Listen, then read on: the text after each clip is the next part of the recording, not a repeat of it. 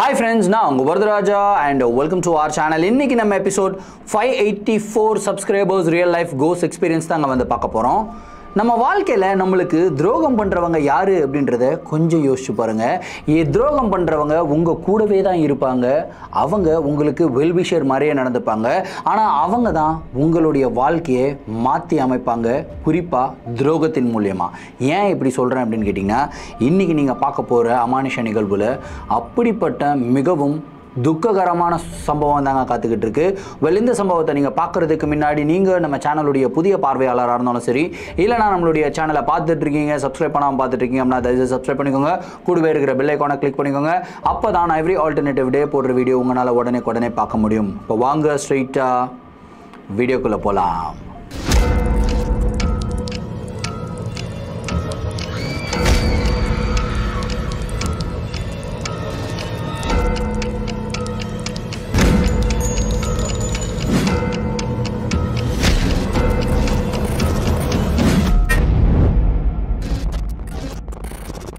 இன்னைக்கு நீங்க பார்க்க போற நிகழ்வு கடலூர்ல இருந்து மதன் அப்படின்ற ஒரு சப்ஸ்கிரைபர் மெயில் பண்ணி விட்டுருக்காருங்க. இந்த ஒரு அமானுஷமான நிகழ்வு அவருடைய பொண்ணு திவ்யாவுக்கு நடந்த ஒரு நிகழ்வு. அவங்களுக்கு 8 வயசா இருக்கும்போது இந்த ஒரு நிகழ்வு நடந்தது. அந்த நிகழ்வுடைய தாக்கத்திலிருந்து இதுவரைக்கும் அவங்களால வெளியே வர முடியல அப்படின்னு சொல்லியிருக்காரு. சரி, கதையுடைய ஸ்டார்ட்ல இருந்தே வர ஆரம்பிப்போமே. மதன் வந்து பாத்தீங்கன்னா கடலூரை சேர்ந்தவர் தான். அங்க வந்து ஒரு சின்னதா ஒரு கம்பெனியில ஒர்க் பண்ணிக்கிட்டு இருந்திருக்காருங்க. ஸோ அவர் வந்து என்னன்னா இந்த ஹார்ட்வேர் இந்த பிசினஸ் எல்லாம் இருக்கு இல்லையா, அந்த ஒரு ஷாப்ல தான் ஒர்க் பண்ணிக்கிட்டு இருந்திருக்காரு. ஸோ படிப்படியா அவரு அந்த வேலையை கத்துக்கிட்டு அதுக்கப்புறம் கொஞ்சம் காசெல்லாம் சேர்த்து அவரே வந்து ஒரு ஹார்ட்வேர் ஷாப்பை வந்து ஓபன் பண்றாருங்க.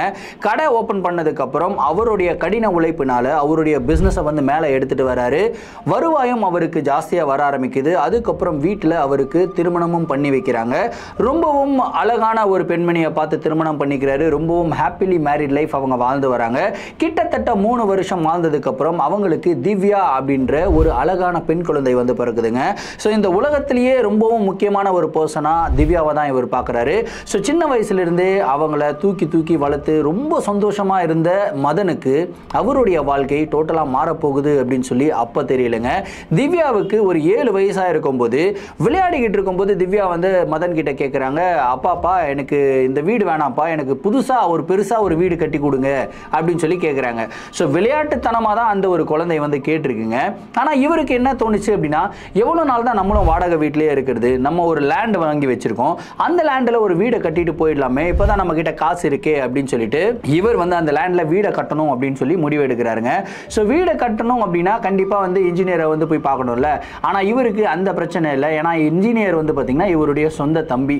ஸோ அவரை வச்சே வந்து பார்த்தீங்கன்னா ஒரு மிகப்பெரிய வீடை வந்து கட்டுறாரு. வீடு வந்து கிட்டத்தட்ட ஒரு 4 பெட்ரூம் கொண்ட ஒரு டியூப்ளெக்ஸ் ஹவுஸ் மாதிரி கட்டுறாரு. ரொம்ப பெரிய வீடு. ரொம்பவும் ஹாப்பியாக இவங்களுடைய குடும்பம் வந்து அந்த வீட்டுக்குள்ள என்டர் ஆகுது. என்டர் ஆகும்போதும் ஸ்பெஷல் டேவா இருக்கணும் அப்படின்னு சொல்லி திவ்யாவுடைய 8வது பிறந்த நாள் அன்னைக்கு தான் அந்த வீட்டுடைய கிரகப்பிரவேசமே வச்சிருக்காங்க. யோசிச்சு பாருங்க எந்த அளவுக்கு இவர் பிளான் பண்ணி அவ்வளோ சந்தோஷமான மூமெண்டா இருக்கணும், மறக்கவே கூடாது அந்த நாள் அப்படின்றதுனால அந்த பொண்ணுடைய பர்த்டேவே வந்து கிரகப்பிரவேச டேவா மாத்திருக்காங்க. மாத்திட்டு இவருமே அந்த வீட்டுக்குள்ள போயிருக்காங்க. இவங்களுடைய வாழ்க்கை 2-3 மாசம் ரொம்ப சந்தோஷமா போயிட்டு இருந்திருக்குங்க. ஆனா 2-3 மாதம் கழிச்சு வந்து பாத்தீங்கன்னா திவ்யாவோட நடவடிக்கைகள்ல வந்து கொஞ்சம் கொஞ்சமா சேஞ்சஸ் பார்க்க ஆரம்பிக்கிறாங்க. முதல் நாள் திவ்யா சாப்பிட்டுட்டே இருக்கும்போது திடீர்னு ஆட்டோமேட்டிக்கா மயக்கம் போட்டு கீழே விழுகிறாங்க. ஐயோ என்னாச்சு அப்படின்னு சொல்லிட்டு பதறி போய் மதன் ஓடி போய் திவ்யாவை தூக்கி தட்டுறாரு. ஆனா மயக்கத்திலிருந்து எழுந்துக்கவே இல்லை. பதறி போயிட்டு ஹாஸ்பிட்டல் கூட்டு போறாங்க. ஹாஸ்பிட்டல்ல வந்து கம்ப்ளீட்லி நார்மல். ஏதோ குழந்தை வந்து டயர்டா ஃபீல் ஆயிருக்கும், ஏன்னா வந்து விளையாடுறாங்க இல்லையா குழந்தைகள், நிறைய விளையாடுறதுனால சம்டைம்ஸ் இப்படி ஆகுறது சகஜம் அப்படின்னு வந்து சொல்லி டாக்டர் வந்து அதுக்குண்டான மெடிகேஷன் கொடுத்து அனுப்பிடுறாங்க. திவ்யாவும் வீட்டுக்கு வந்துடுறாங்க. ஆனா வீட்டுக்கு வந்ததுக்கு அப்புறம் திவ்யா ரொம்ப டிஃப்ரெண்டா பிஹேவ் பண்ண ஆரம்பிக்கிறாங்க. யாருக்கிட்டையும் விளையாடுறதே கிடையாது, யாருக்கிட்டையும் பேசுறதே கிடையாது. இன்ஃபேக்ட் திவ்யாவுக்கு அவங்க அப்பா மதன் அப்படின்னா ரொம்ப பிடிக்குங்க. மதன் கிட்ட உட்காந்து பேசுறதே கிடையாது. மதனை கம்ப்ளீட்டா நெக்லெக்ட் பண்ண ஆரம்பிச்சாங்க. அதாவது வேணாம் ஒதுங்கி போ, ஒருத்தரை பார்த்து வெறுத்தோம் அப்படின்னா ஒதுக்கி தள்ளுவோம் இல்லையா, அந்த மாதிரி தள்ள ஆரம்பிச்சாங்க. இந்த ஒரு செயலை பார்த்த மதன் ரொம்பவும் மன வருத்தப்படுறாரு. ஏன்னா அவருடைய பொண்ணு கிட்ட இருந்து இதை அவர் எக்ஸ்பெக்ட் பண்ணவே இல்லை. இருந்தாலும் அந்த பொண்ணு வந்து வெறும் 8 வயசு குழந்தை. குழந்தை 8 வயசு குழந்தை ஏன் இப்படி அப்நார்மலா நடந்துக்குது அப்படின்ற ஒரு கேள்வியும் இவருடைய மனசுக்குள்ள இருக்குங்க. இவருடைய வைஃப் கிட்ட போய் சொல்றாரு, ஏன் நம்ம குழந்தை இந்த மாதிரி பண்ணுது அப்படின்னும் போது அவங்க சொல்றாங்க, இல்ல குழந்தைகள் இல்லையா ஒரு வாட்டி ஒரு மூட்ல இருப்பாங்க, ஸோ அந்த மாதிரி ஏதாவது ஒரு மூட்ல இந்த மாதிரி பண்ணியிருக்கும், இதெல்லாம் பெருசா எடுத்துக்காதீங்க அப்படின்னு சொல்லி அவங்க சொல்றாங்க. ஆனா அவங்களுடைய மனசுக்குள்ளேயும் ஒரு சின்னதா ஒரு வருத்தம் இருக்கு.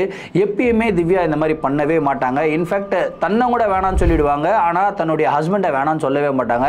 அந்த மாதிரி செல்லமான ஒரு பொண்ணு. அப்படி இருக்கிற பொண்ணைய அப்பாவை வேணாம்னு சொல்லி ஒதுக்குறாங்க அப்படின்ற ஒரு கேள்வி அவங்களுடைய மனசுக்குள்ளேயும் இருந்தது. சரி அடுத்த நாள் பார்ப்போம் அப்படின்னு சொல்லி விடுறாங்க. அடுத்த நாள் 3 பேரும் உட்காந்து டின்னர் சாப்பிட்டுக்கிட்டு இருக்காங்க. கரெக்டா டின்னர் சாப்பிட்டுக்கிட்டே இருக்கும்போது திவ்யா வந்து எப்பயுமே ரைட் ஹேண்ட்ல சாப்பிட்றவங்க லெஃப்ட் ஹேண்ட்ல சாப்பிட ஆரம்பிக்கிறாங்க. சரி குழந்தை தானே அப்படின்னு விடுறாங்க. திடீர்னு திவ்யா என்ன பண்றாங்க அப்படின்னா, சாப்பிட்டுக்கிட்டு இருக்க தட்டை தூக்கி சர்வன் விசில் அடிக்கிறாங்க. செவுத்துல போய் டமால் நடிக்குதுங்க. எல்லாருக்கும் செம்ம ஷாக்கு. அங்கே யார் மதன் இருக்காரு, ஒய்ஃப் இருக்காங்க, 2 பேரும் பயங்கர ஷாக்கில் அப்படியே திவ்யாவை பார்க்குறாங்க. திவ்யா வந்து, என் கூட நீ உட்காந்து சாப்பிட்டா நான் சாப்பிட மாட்டேன் போ அப்படின்னு வந்து சொல்கிறாங்க. இதை கேட்ட உடனே மதனுக்கு அப்படியே ஹார்ட்டெல்லாம் சுக்குநூறாக உடஞ்சிருச்சுங்க. என்னடா இது இந்த பொண்ணு இப்படி பேசுது அப்படின்னு சொல்லிட்டு, என்னம்மா அப்பா மேலே ஏதாவது கோவமா, போ அப்படின்னு வந்து சொல்கிறாங்க. சரி இதுக்கப்புறம் கொஞ்சம் ஒதுங்கி போயிடுவோம் அப்படின்னு சொல்லிட்டு மதன் கொஞ்சம் ஒதுங்கி போயிடுறாருங்க.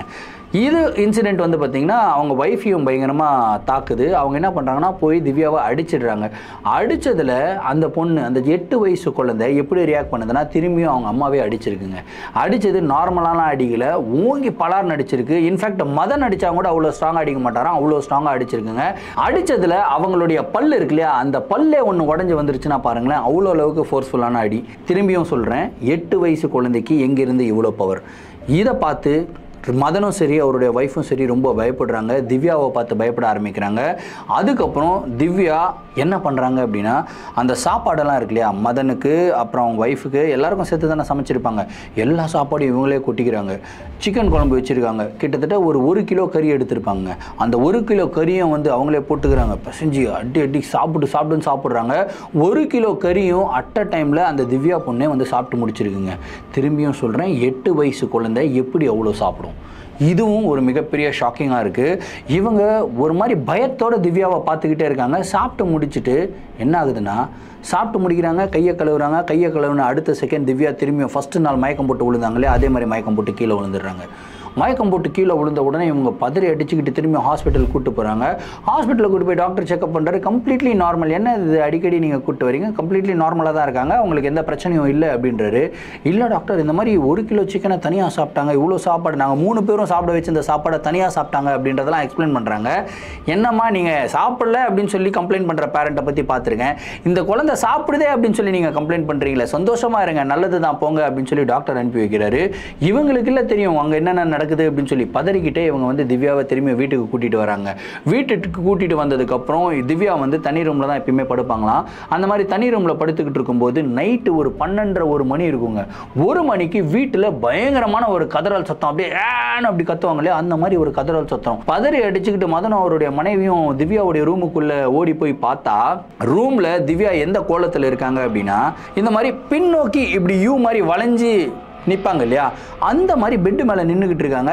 அப்படி நின்றுக்கிட்டு அப்படியே பெட்லேருந்து அப்படி திரும்புகிறாங்க. அந்த கையிலேயே இப்படி வச்சு திரும்புவாங்கள்ல, திரும்பி அவங்களுடைய கழுத்து எப்படி இருக்குன்னா இப்படி பின்னாடி திரும்பி பார்க்குறாங்க. பின்னாடி வந்து பார்த்தீங்கன்னா மதனும் அவருடைய மனைவியும் நின்றுக்கிட்டு இருக்காங்க. இதை பார்த்த உடனே 2 பேருடைய முகமும் அப்படியே பயத்தில் வந்து ஊசலாடுது. அப்படியே திவ்யா வந்து அதே போஸ்டரில் இருந்துக்கிட்டு சிரிக்கிறாங்க, பயங்கர ஆக்ரோஷமாக சிரிக்கிறாங்க. சிரிச்சுட்டு நான் ஒன்றும் பண்ணலை, விளையாடினேன் அப்படின்றாங்க. என்னடா இது இப்படியெல்லாம் விளையாடுறாங்களே, ஒன்றுமே புரியலையே. நைட்டு வந்து கத்துறாங்க, இல்லை இந்த மாதிரியெல்லாம் பண்ணுறாங்க, சாப்பாடு தட்டு தூக்கி அடிக்கிறாங்க, அப்பா கிட்ட பேச மாட்டேங்கிறாங்க. இப்போ கணவன் மனைவி 2 பேருக்குமே ரொம்பவும் வருத்தம். என்ன தான் பண்ணுறது, எப்படி பொண்ணை சரிப்படுத்துறது, டாக்டர் கிட்ட கூட்டிகிட்டு போனாலும் எதுவுமே இல்லை அப்படின்னு சொல்கிறாரு. இன்ஃபேக்ட் அவங்க பர்ஃபெக்ட்லி ஃபைனாக தான் இருக்காங்க, ஆனால் அவங்களுடைய நடவடிக்கை மட்டும் தான் டிஃப்ரெண்ட்டாக இருக்குது. எங்கேருந்து கற்றுக்குறாங்க அப்படின்னு சொல்லிட்டு வீட்டில் டிவிலாம் இருக்கும் இல்லையா, சரி டிவியில் வந்து ஏதாவது ஒரு ப்ரோக்ராம்லாம் பார்த்து இந்த மாதிரி கற்றுக்குறாங்களோ அப்படின்னு சொல்லி டிவியோடைய கனெக்ஷனை எடுத்து விடுறாங்க. ஆனா திவ்யா வந்து டிவி பார்க்கறதே கிடையாது. தனியா ஒரு மூலையில ஒரு ட்ரெஸ்ஸிங் மிரர் இருக்குமா, அந்த ட்ரெஸ்ஸிங் மிரருக்கு முன்னாடி போய் நின்று திவ்யா தனியா பேச ஆரம்பிச்சாங்க. இந்த ஒரு விஷயத்தை வந்து மதன் நோட் பண்றாருங்க. நோட் பண்ணிட்டு கொஞ்சம் ஒளிஞ்சு இருந்து பார்க்குறாரு, பொண்ணு என்னதான் பண்ணுதுன்னு பார்க்கலாம் அப்படின்னு சொல்லி ஒளிஞ்சு இருந்து பார்க்கும்போது திவ்யா வந்து ரொம்ப ஆக்ரோஷமா போயிடு என்னை விட்டுடு அப்படின்றதெல்லாம் பேசிக்கிட்டு இருக்காங்க. இதை பார்த்த உடனே இவருக்கு லைட்டா டவுட் வர ஆரம்பிச்சிருச்சு, ஏதோ ஒரு அமானுஷமான நிகழ்வுகள் நடக்குது போல இருக்குது பொண்ணு கிட்ட அப்படின்னு சொல்லிட்டு இவருடைய நண்பர்கள் கிட்ட எல்லாம் கேட்குறாருங்க. நண்பர்கள் என்ன சொல்கிறாங்கன்னா, இல்லை இது வந்து ஏதோ ஒரு பேய் பிடிச்ச மாதிரி தான் இருக்குது, எனக்கு தெரிஞ்ச இந்த பேய் ஓட்டுறவங்களாம் இருப்பாங்களே அவங்களெல்லாம் கூட்டிகிட்டு வந்து காட்டுவோம் அப்படின்னு சொல்லிட்டு அவங்கள கூட்டிகிட்டு வந்து காட்டுறாங்க. ஸோ அவங்களும் வந்து பார்த்திங்கன்னா பேய் ஓட்டுற மாதிரி சடங்குகள் எல்லாம் பண்ணுறாங்க. ஆனால் எதுவுமே ரிசல்ட் எதுவுமே இல்லை. அவங்க பாட்டு கம்ப்ளீட்டாக நார்மலாக தான் இருக்காங்க. திவ்யாவாக தான் இருக்காங்க அந்த பேய் ஓட்டுறவங்க இருக்கிற வரைக்கும். ஆனால் அந்த மூமெண்ட் அவங்க வீட்டை விட்டு வெளியே போனதுக்கப்புறம் திவ்யா பயங்கர ஆக்ரோஷமாகறாங்க. எப்படி ஆக்ரோஷமாகறாங்க அப்படின்னா, டிவி இருக்குல்ல, டிவி வந்து செவுத்துல மாட்டி வச்சிருப்பாங்க. அந்த டிவியை வந்து கையிலே அப்படி பிடுங்குறாங்க. கையிலே அப்படி புடிங்க அப்படி தூக்கி போட்டு உடைக்கிறாங்க. திரும்பியும் சொல்கிறேன், 8 வயசு குழந்தைக்கு எங்கிருந்து அவ்வளோ பவர்? கையில் இப்படி புழுங்கும்போது அந்த ஹுக்கெல்லாம் மாட்டியிருப்பாங்க இல்லையா பின்னாடி, அந்த ஸ்க்ரூவெல்லாம் செவுத்துலேருந்து பிச்சுக்கிட்டு வருதுங்க. அந்த மாதிரி பிச்சுக்கிட்டு வந்து கீழே விழுகுது. இதை பார்த்த உடனே இவங்க அப்படியே பயத்தில் அப்படியே பார்த்துக்கிட்டே இருக்கும்போது வேகமாக என்ன பண்ணுறாங்கன்னா, அந்த மெயின் டோரை வந்து இழுத்து ஓப்பன் பண்ணுறாங்க. ஓப்பன் பண்ணதில் டோர் வந்து டமால்னு போய் அடிக்குதுங்க. அடித்ததில் டோருடைய அந்த நாப் இருக்குல்ல, அந்த நாபை வந்து உடஞ்சி கீழே விழுகுதுங்க. நேராக வீட்டை விட்டு வெளியே போகிறாங்க. வீட்டுக்கு வெளியே வந்து 2-3 வண்டி வந்து நிறுத்தி வச்சிருப்பாங்களாம். அதாவது மதனுடைய வண்டி, அவருடைய வைஃபுடைய வண்டி. அந்த 2 வண்டியுமே வந்து பார்த்தீங்கன்னா அசால்ட்டா ஒரு கையில வந்து பிடிச்சி அப்படி தூக்கி போடுறாங்க, இன்னொரு கையில பிடிச்சி இந்த வண்டியை தூக்கி போடுறாங்க. இந்த மாதிரி ஒரு செயலை நார்மலாக ஒரு ஜெய்ஜான்டிக்காக பில்ட் ஆகிருக்கிற ஒரு பர்சனே ஒரு வண்டியை தூக்கி போடணும் அப்படின்னா, அதுவும் ஒரு கையில் தூக்கி போடணும் அப்படின்னா எவ்வளோ பவர் தேவைப்படுன்றதை யோசிச்சு பாருங்க. ஆனால் ஒரு 8 வயசு பெண் குழந்தை இந்த மாதிரி பவர்ஃபுல்லாக இருக்கிறத பார்த்து இவங்க 2 பேரும் பயங்கரமாக பயப்படுறாங்க. என்னடா பண்ணுறது, எப்படிடா வந்து தன்னுடைய பெண்ணை காப்பாற்றுறது, என்ன பிரச்சனைனே தெரியலையே அப்படின்னு சொல்லி நைட்டு முழுவதும் அழுகுறாங்க. அதுக்கப்புறம் 2-3 நாள் அப்படியே சாந்தமாக இருக்குது, நார்மலாக இருக்குது. திவ்யா கிட்ட பக்கத்தில் போகிறதுக்கே ஹஸ்பண்ட் அண்ட் ஒய்ஃப் ரொம்ப பயப்படுறாங்க. ஐயோ பக்கத்தில் போனால் ஏதாவது பிரச்சனையாக இருக்குமோ, இல்லை ஏதாவது கோவப்பட்டு ஏதாவது அடிச்சிருவாளோ அப்படின்னு சொல்லிட்டு ரொம்ப பயந்து மெதுவாக போய்கிட்டு இருக்காங்க. திவ்யா வந்து ரொம்ப கேரிங்காக திரும்பியும், அப்பா என்னப்பா ஏன்ப்பா என்கிட்ட பேச மாட்டேங்கிறீங்க அப்படின்னுலாம் வந்து பேசுகிறாங்க. ஆனால் இப்போ மதனுடைய மனசுக்குள்ள, ஐயோ நான் போய் பேசும்போது திடீர்னு வேற மாதிரி கேரக்டர் மாறிடுச்சுன்னா என்னுடைய நிலைமை ஆகிறது என்ன ஆகுறது அப்படின்னு சொல்லிட்டு அவருடைய பயம். அதுக்கப்புறம் இது எப்படி தான் இந்த ரிலேஷன்ஷிப்பை டேக் கேர் பண்ணுறது, எப்படி வந்து கோயிங் ஃபார்வர்ட் எப்படி நடந்துக்கணும் அப்படின்னே வந்து இவங்களுக்கு தெரியல. ஏன்னா ஒரு டைமில் அவங்க ரொம்ப நல்ல பொண்ணாக இருக்காங்க, இன்னொரு டைமில் ரொம்ப ஆக்ரோஷமான ஒரு பெண்ணாக இருக்காங்க. எந்த டைமில் யார் எந்த கேரக்டர் உள்ளே இருக்குதுன்னே தெரியல அப்படின்னு சொல்லிட்டு ஒரு சைக்காட்ரிஸ்ட்டை போயிட்டு கன்சல்ட் பண்ணுறாங்க. அந்த சைக்காட்ரிஸ்ட் என்ன சொல்கிறாரு அப்படின்னா, இந்த மாதிரி மல்டிபிள் பர்சனாலிட்டி டிசார்டர் அப்படின்றதெல்லாம் இருக்கு இல்லையா, அதாவது நீங்கள் இந்த அன்னியன் படத்தில் பார்த்துருப்பீங்க, நிறைய பர்சனாலிட்டிஸ் வந்து உள்ளே வரும். அந்த மாதிரி ஏதாவது ஒன்று இருக்கலாம், உங்கள் பெண்ணை கூட்டுவாங்க, நான் சைக்காட்ரிஸ்ட் முறையில் வந்து நான் செக் பண்ணுறேன் அப்படின்னு சொல்லிட்டு அவர் செக் பண்ணி பார்க்குறாருங்க. செக் பண்ணி பார்த்துட்டு அவருமே சொல்கிறாரு, நீங்கள் சொல்கிற மாதிரி எதுவுமே இல்லையேங்க, அவங்க கம்ப்ளீட்லி நார்மலாக தான் இருக்காங்க, நீங்கள் சொல்கிற இன்சிடென்ட்டெல்லாம் நீங்களே இமேஜின் பண்ணிக்கிறீங்களா அப்படின்னு சொல்லி இவங்ககிட்டே கேட்குறாரு. வேணும்னா நீங்கள் ஒரு சிட்டிங்க்கு வாங்களே அப்படின்னு சொல்லிட்டு மதனை வந்து கூப்பிடுறாருங்க. இப்போ இவருக்கு ஒரு என்னையா நீ சொல்கிறேன், என் பொண்ணுக்கு ட்ரீட்மெண்ட் பண்ண சொன்னால் என்ன ட்ரீட்மெண்ட் பண்ணிக்க சொல்கிற, ஓகே டாக்டர் நான் வரேன் அப்படின்னு சொல்லிட்டு இவங்க வந்து கூட்டிகிட்டு போகிறாங்க. அதுக்கு அடுத்த நாள் இவங்க கொஞ்சம் கூட எதிர்பார்க்காத ஒரு விஷயம் வந்து நடந்ததுங்க. என்னன்னா, மதன் வந்து மட்டன் வாங்கிட்டு வர்றாரு சமைக்கிறதுக்காக. மட்டன் வந்து கிச்சனில் இருக்குது, கழுவு மூடலை, அப்படியே ரத்தமாக இருக்குதுங்க. திவ்யா வந்து உட்காந்து விளையாடிக்கிட்டு இருக்காங்க ஹாலில்.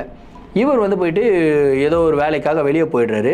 அவங்க ஒய்ஃபுமே வந்து பார்த்திங்கன்னா கடைக்கு வந்து போயிருக்காங்க, அதாவது மற்ற காய்கறி இதெல்லாம் வாங்கணும் இல்லையா, அதுக்கு வந்து கடைக்கு போயிட்டு இருக்காங்க. அவங்க ரிட்டன் வந்துக்கிட்டு இருக்காங்க. ரிட்டன் வந்து கதவை திறந்த உடனே செம ஷாக்கு. ஏன்னா திவ்யா வந்து தரையில் உட்காந்து விளையாடிக்கிட்டு தான் இருந்தாங்க. அந்த மட்டன் வாங்கிட்டு வந்தார் இல்லையா, அந்த 1 கிலோ மட்டனை எடுத்து வச்சுருக்காங்க. பச்சைக்கறிங்க, அந்த பச்சைக்கறியை எடுத்து கடிச்சு சாப்பிட்டுக்கிட்டு இருக்காங்க. இன்ஃபேக்ட் அந்த கறியிலேருந்து ரத்தம் ஒழுகும் இல்லையா, அந்த ரத்தத்தெல்லாம் நக்கி சாப்பிட்டுக்கிட்டு இருக்காங்க. இதை பார்த்த உடனே அவங்களுக்கு செம்ம ஷாக்கு. பதறி போய் உடனடியாக அவங்க மதனுக்கு கால் பண்ணுறாங்க. இந்த மாதிரிலாம் பண்ணுறா, எனக்கு ரொம்ப பயமாக இருக்குது, உடனடியாக வாங்க அப்படின்றாங்க. நான் வந்தால் மட்டும் என்ன, நான் வந்தால் அந்த கறிக்கு பதிலாக என்னையே கடிச்சு தின்றுவா போல இருக்குது பொண்ணு அப்படின்னு சொல்லி பயத்தோட மதன் வந்து வீட்டுக்குள்ளே என்ட்ராகிறாரு. வீட்டுக்குள்ளே என்ட்ரானா திரும்பியும் அன்றைக்கி நைட்டு பெட்டு மேலே ஒரு மாதிரி போஸ்ட்டில் நின்றுக்கிட்டு இருந்தாங்க இல்லையா, இப்படி அதே மாதிரி ஒரு போஸ்ட்டில் வந்து நின்றுக்கிட்டு இருக்காங்க. அதே மாதிரி போஸ்ட்டில் தான் வந்து நடக்கிறாங்க. என்னடா இது நார்மலாக நடக்கிறத விட்டுட்டு இந்த மாதிரி நடக்க ஆரம்பிக்கிறாங்களே அப்படின்னு சொல்லி பயந்து போய் அப்படியே பின்னாடி பார்க்குறாங்க. பின்னாடி பார்த்தா அந்த மாதிரி போஸ்ட்டில் இருக்காங்க. அந்த மாதிரி போஸ்ட்ல இருந்து இப்படி பெல்ட்டி அடிச்சு ஃப்ரண்ட்ல அந்த சோஃபால இப்படி உட்கார்ந்தா எப்படி இருக்கும் அந்த மாதிரி வந்து உட்கார்றாங்க. இவங்க கண் முன்னாடி பார்க்கிறது எல்லாமே வந்து இந்த படத்துல காட்டுற மாதிரியே இது இருக்கு. ஆனா இது உண்மையிலேயே இவங்க பொண்ணுக்கு நடக்குதா, இதை நம்பலாமா வேணாமா அப்படின்னு சொல்லி ரொம்பவும் பயத்தோட ஆச்சரியத்தோட வந்து பார்த்துக்கிட்டு இருக்காங்க. அப்படியே வந்து சோஃபா மேலே உட்காந்து, என்ன நான் திவ்யான்னு நினச்சிங்களா, என் பேர் பல்லவி அப்படின்னு சொல்லிட்டு சிரிக்குதுங்க அந்த பொண்ணு. என்னடா இது பல்லவி அப்படின்னு சொல்லுது அப்படின்னு சொல்லிட்டு இப்போ அவங்க கன்ஃபார்மே பண்ணிக்கிறாங்க, இந்த பொண்ணுடைய உடம்புக்குள்ளே ஏதோ ஒரு ஆன்மா இருக்குது அப்படின்னு சொல்லிட்டு. அதுக்கப்புறம் இவங்க டாக்டர் கிட்டலாம் போகவே இல்லைங்க. அதுக்கப்புறம் இந்த பேய் ஓட்டுறவங்க கிட்ட போகிறாங்க. கிட்டத்தட்ட ஒரு 10-15 பேர் பார்த்துருப்பாங்க. எந்த ஒரு ரிசல்ட்டும் கிடையாது. அதுக்கப்புறம் சரி இந்த பாபாலாம் மந்திரிச்செல்லாம் விடுவாங்களே, அந்த மாதிரி பாபாக்கெல்லாம் போய் பார்க்கலாம் அப்படின்னு சொல்லி அங்கே ஒரு 10-15 பாபாவுக்கு போய் பார்த்துருக்காங்க. அங்கேயும் எந்த ஒரு தீர்வும் கிடையாதுங்க. ஃபைனலாக என்னதான் பண்ணுறதுன்னு தெரியாமல் இவங்க ஒரு கோயிலில் போய் உட்காந்து அழுதுகிட்டு இருக்காங்க. ஒரு பிள்ளையார் கோயிலில் போய் உட்காந்து அழுதுகிட்டே இருக்காங்க. அந்த டைமில் அந்த கோயிலுக்குள்ளே வந்து பார்த்தீங்கன்னா ஒரு பாபா மாதிரி ஒருத்தர் வர்றாரு. அதாவது இது காசிக்கு போயிட்டு வந்தா இருப்பாங்களே அந்த மாதிரி ஒரு சாமியார் வந்து வர்றாரு. அவருடைய முகத்திலே வந்து பார்த்தீங்கன்னா பயங்கரமான ஒரு தேஜஸ், ரொம்ப பிரகாசமான ஒரு முகம். அவர் நேராக வர்றாரு. நேராக வந்து கவலைப்படாதீங்க, உங்கள் பிரச்சனைக்கு உண்டான தீர்வு எனக்கு தெரியும், என்னை மட்டும் உங்கள் வீட்டுக்கு கூட்டிகிட்டு போங்க அப்படின்னு வந்து சொல்கிறாருங்க. என்னடா இது, இவரே வராரு, இவரே வந்து பிரச்சனைக்கு உண்டான முடிவு தெரியுன்றாரு. என்ன சாமி என்ன சொல்கிறீங்க, உங்களுக்கு தெரியுமா எங்களுக்கு என்ன பிரச்சனைன்னு சொல்லி.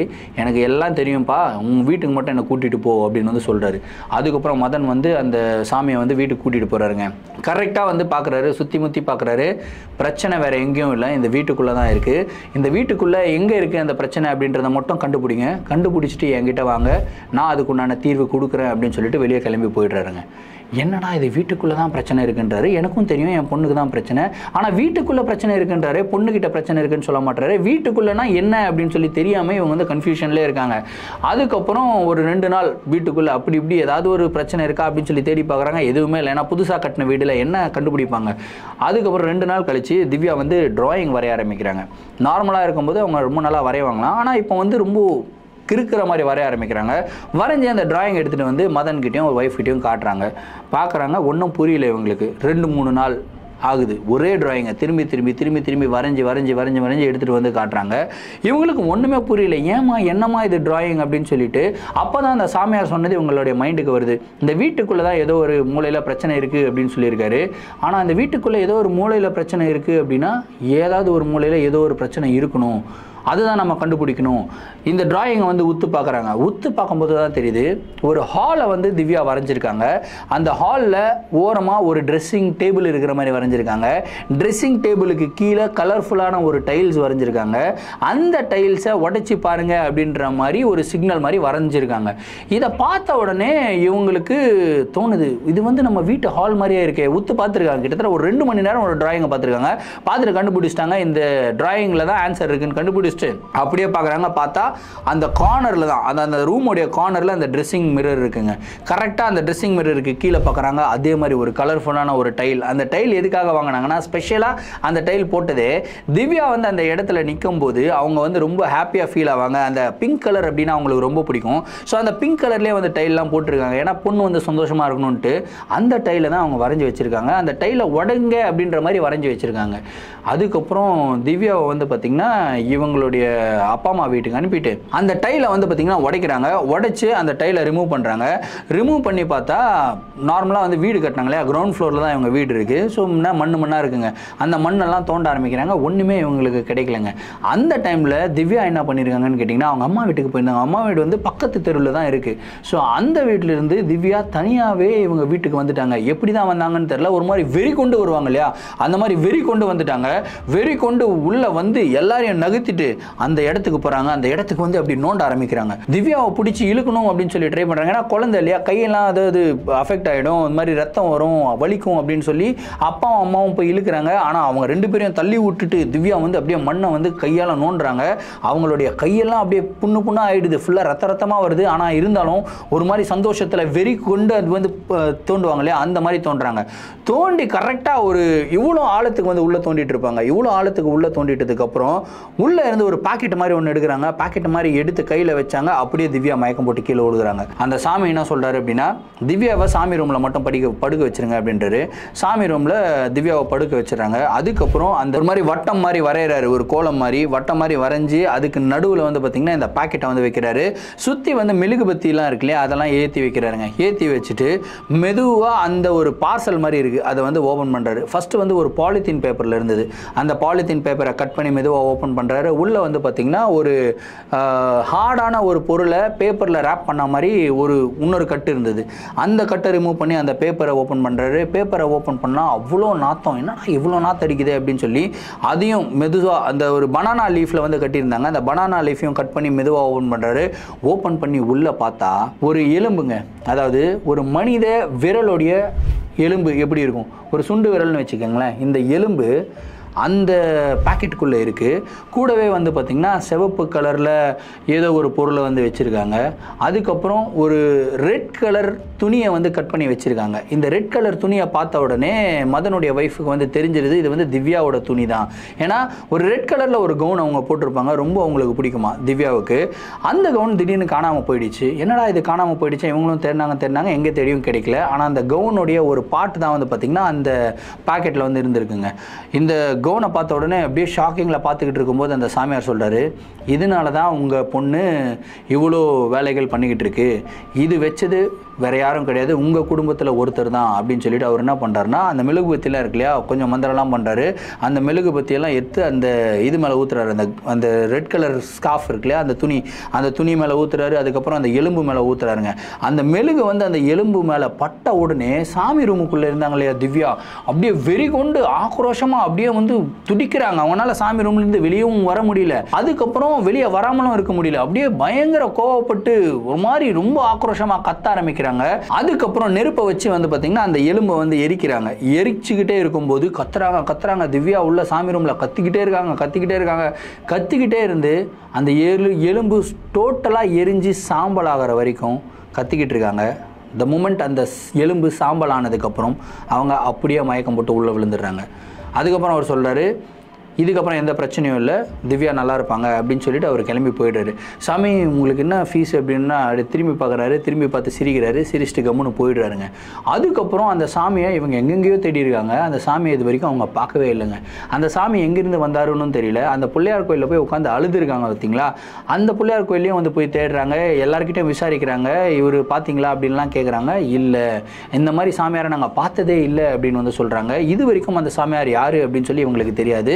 ஆனால் அவர் வந்து தெய்வம் மாதிரி வந்து தன்னுடைய குழந்தையை காப்பாற்றி கொடுத்துட்டு போனார் அப்படின்னு. சரி, இப்போ யார் தான் இந்த மாதிரி வேலைகளை செஞ்சுருக்க முடியும் அப்படின்னு சொல்லிட்டு யோசித்து பார்க்கும்போது யார் செஞ்சா அப்படின்னா இவருடைய தம்பி இருக்கார் இல்லையா, இன்ஜினியர், அவரை வச்சு தானே வீடு கட்டினாங்களே, அவருக்கு வந்து மதனை வந்து பிடிக்காதான், சின்ன வயசுலேருந்தே பிடிக்காதான். ஏன்னு கேட்டிங்கன்னா இவர் வந்து ரொம்ப பணக்கார ஆகிட்டே இருக்கார், ரொம்ப டேலண்டடாக இருக்கார், எப்படியாவது வந்து நம்ம காசு சம்பாதிக்கணும், முன்னேறணும் அப்படின்னு வந்து இருக்கார். அதனால அப்பா அம்மா வந்து இவரை மட்டும் பாராட்டிக்கிட்டே இருப்பாங்களாம், சின்ன பையனை வந்து திட்டிக்கிட்டே இருப்பாங்களாம். ஸோ சின்ன பையனை திட்டிக்கிட்டே இருக்கிறதுனால அவருடைய மனசுக்குள்ளே ஒரு விதமான வெறுப்பு மதன் மேலே உருவாயிடுச்சு. இவர் வீடு கட்டினதுக்கப்புறம் இவருக்கு இந்த மதன் சந்தோஷமாக இருக்கக்கூடாது, மதனுக்கு ரொம்ப ரொம்ப பிடிச்ச விஷயம் என்னன்னு கேட்டிங்கன்னா அவருடைய பொண்ணு தான். அந்த பொண்ணு தான் அவருடைய உயிர்னு சொல்லலாம். அந்த பொண்ணு மதனை நெக்லெக்ட் பண்ணால் எப்படி இருக்கும், மதன் வருத்தப்படுவான் இல்லையா, அதை பார்த்து நான் சந்தோஷப்படணும் அப்படின்னு சொல்லிட்டு அவங்க தம்பி தாங்க இந்த மாதிரி ஒரு பிளாக் மேஜிக் காரியம் வந்து பண்ணியிருக்காருங்க. இது தெரிஞ்சதுக்கப்புறம் அவங்க வந்து தம்பி ஃபேமிலியோடைய எல்லா ரிலேஷன்ஷிப்பும் கட் பண்ணிக்கிறாங்க. இன்ஃபேக்ட் அவருக்கு என்னாச்சுன்னு கேட்டிங்கன்னா அடுத்த ஒரு வருஷத்துலேயே இந்த பிளாக் மேஜிக்கை இவங்க ரிமூவ் பண்ணாங்க இல்லையா, அடுத்த ஒரு வருஷத்துலேயே அவரே இப்படி பிஹேவ் பண்ண ஆரம்பிச்சுட்டு இருக்காரு. அடுத்த 6 மாதத்தில் அவர் இறந்துமே போயிடுறாருங்க. ஸோ இந்த ஒரு நிகழ்வு வந்து பார்த்திங்கன்னா மதனுடைய வாழ்க்கையை டோட்டலாக புரட்டி போயிட்டுடுச்சு. ஏன்னா அவருடைய தம்பி அவருக்கு ரொம்ப பிடிக்கும், ரொம்ப பாசம். அந்த தம்பி வந்து தன்னை துரோகம் பண்ணிட்டது ஒரு வலி, ஆனால் இப்போ தம்பியே இல்லை அப்படின்றது ஒரு மிகப்பெரிய வழியாக அவர் வந்து ஃபீல் பண்ணுறாரு. சரி, அதுக்கப்புறம் திவ்யா சரியாயிட்டாங்க அப்படின்னு கேட்டிங்கன்னா திவ்யா வந்து சரியாயிட்டாங்க, ஆனால் 80% தாங்க சரியாயிட்டாங்க. இது வரைக்குமே இன்றைய தேதி வரைக்கும் திவ்யா மாதத்தில் ஒரு வாட்டி அந்த பேய் பிடிச்சி ஒரு மாதிரி ஆடுவாங்க இல்லையா, நான் பல்லவி அப்படின்னு சொல்லுவாங்க இல்லையா, அந்த மாதிரி செயல்கள் இது வரைக்கும் பண்ணிக்கிட்டு இருக்காங்க. மாதத்தில் ஒரு வாட்டி அவங்க பல்லவியாக மாறிடுவாங்க. இது வரைக்கும் இவங்களால் கண்டுபிடிக்க முடியல அந்த பல்லவி யார் அப்படின்றத மட்டும் கண்டுபிடிக்க முடியல. உங்களுக்கு ஏதாவது கெஸ் பண்ண முடிஞ்சுது அப்படின்னா அந்த பல்லவி யார் அப்படின்றத கமெண்ட்டில் சொல்லுங்கள். இந்த வீடியோ எனக்கு ரொம்பவும் ஹர்ட்ஃபுல்லாக இருந்தது. ஏன்னா தன்னுடைய சொந்தக்காரங்களே நம்மளுக்கு வந்து துரோகம் பண்ணுற அந்த ஒரு வலி இருக்குது தெரியுமா, அது வந்து ஒரு மிகப்பெரிய வலிங்க. அதுவும் கூட பிறந்தவங்களே வந்து இந்த துரோகம் பண்ணியிருக்காங்க அப்படின்னு நினைக்கும் போதே ரொம்பவும் வருத்தமாக இருக்குது. So Madhan bro stay strong, இதை தவிர்த்து நான் என்ன சொல்கிறதுன்னு தெரியல. அண்ட் திவ்யா கூடிய சீக்கிரம் சரியாயிடுவாங்க. நீங்கள் அந்த பிள்ளையார் கோயிலில் போய் வேண்டுங்க இல்லையா, 80% சரியாயிடாங்க, திரும்பியும் போய் வேண்டுங்க. உங்களுக்கு தெய்வம் மாதிரி அந்த ஒரு சாமியார் திரும்பி வந்து ஹெல்ப் பண்ணுவார் அப்படின்னு சொல்லி நான் நினைக்கிறேன். இந்த சம்பவத்தை பற்றி நீங்கள் என்ன நினைக்கிறீங்க அப்படின்றத கமெண்ட்டில் சொல்லுங்கள். இதே மாதிரி உங்களுடைய வாழ்க்கையில் ஏதாவது மனுஷமான நிகழ்வுகள் நடந்திருந்து அந்த நிகழ்வுகளை எங்கிட்ட ஷேர் பண்ணணும்னு நினச்சிங்கன்னா என்னோட இன்ஸ்டாகிராமில் ஃபாலோ பண்ணிவிட்டு என்னோட இன்ஸ்டாகிராமில் டிஎம் பண்ணுங்கள், இல்லை நான் என்னோட மெயில் ஐடிக்கு மெயிலாக சென்ட் பண்ணி விடுங்க. கண்டிப்பாக உங்களுடைய நிகழ்வுகளும் நம்மளுடைய சேனலில் வீடியோஸாக போடப்படும். மீண்டும் அடுத்த வீடியோவில் சந்திக்கும் வரை நான் உங்கள் Varadaraja signing off. Thank you and bye.